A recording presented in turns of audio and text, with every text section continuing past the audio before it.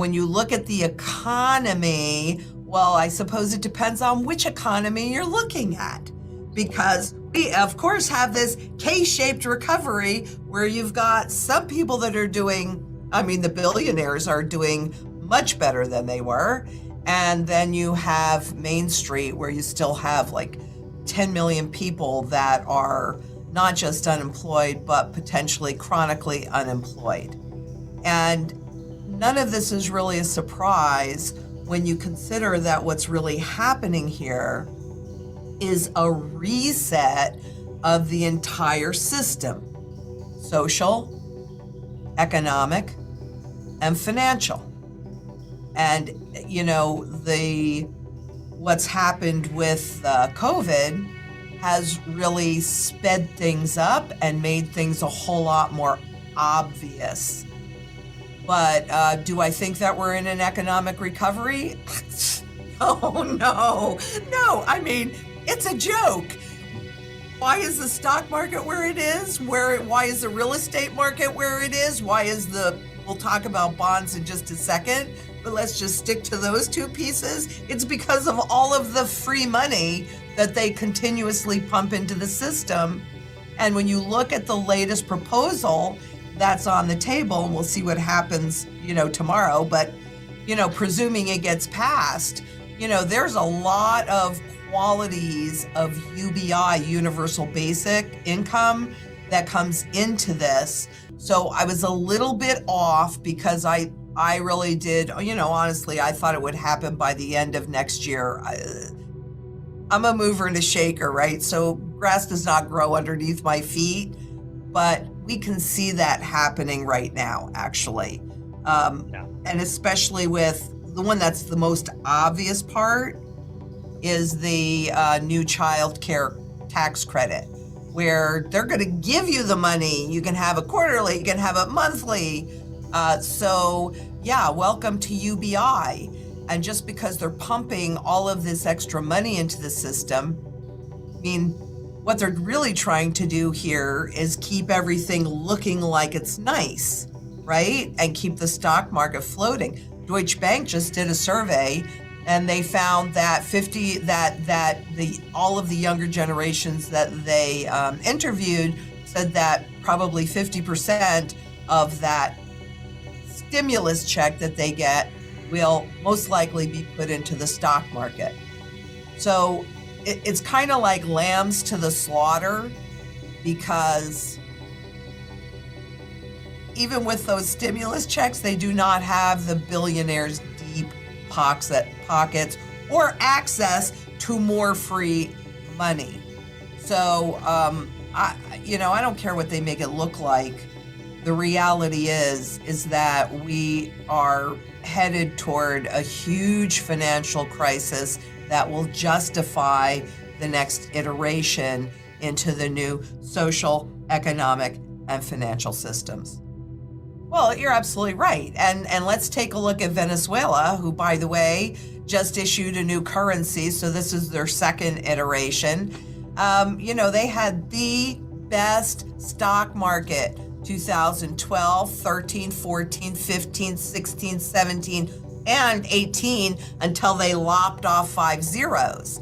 And in an article that I was just reading on this new $1 million bill, which is the equivalent of 53 cents.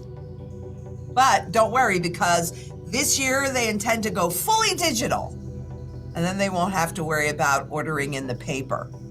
But what people also need to understand is that every time a government does that, the dollars or the fiat money, the government money that's already out there, loses value. So is it really the house going up or the stocks going up? Or is that the currency is losing that much value that it takes more of those dollars to buy the same thing? Yeah. And people ignore that at their own danger. And that's what, that brings in physical gold and physical silver, not the paper crap, because, that's just paper. And that's easy to manipulate and it's cheap.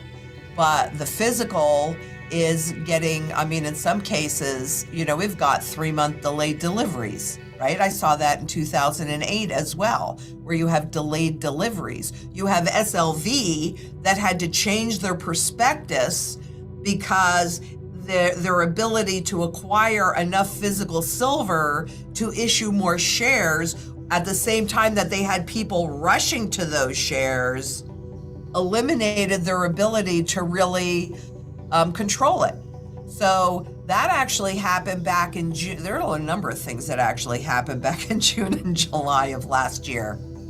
But one of the things that happened, you have to look at a long-term chart on spot silver versus SLV. You can't see it on a short-term basis because it's designed to track the spot market. Although with this change in their prospectus, it no longer has to reflect the spot market. But, they know this because they're looking at it on a longer term view. You can't see it on a short. It was really interesting. I was playing with the charts and, I knew that they changed the prospectus. And if you just go in and put in a year or 2 or 5 or even 10, you can't see it. You have to go all the way back to the beginning and then you can see when it broke down. And that was like June, July.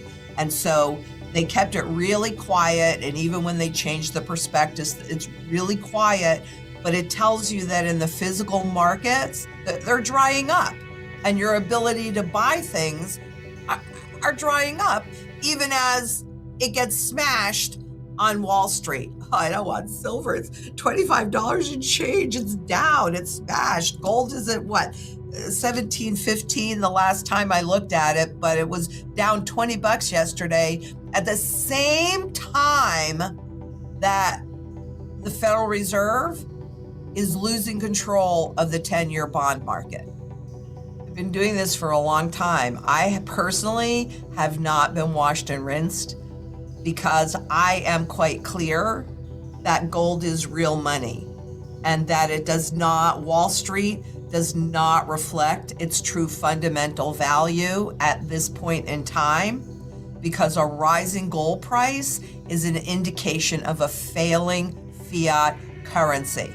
And if you actually understood that this currency that we work for, and we barter with, and we even try to save, and we put it in the stock market in hopes it goes up, because we know that it takes more and more. We know that inflation is eroding whatever little bits of the purchasing power is left, and the central banks are completely committed to that.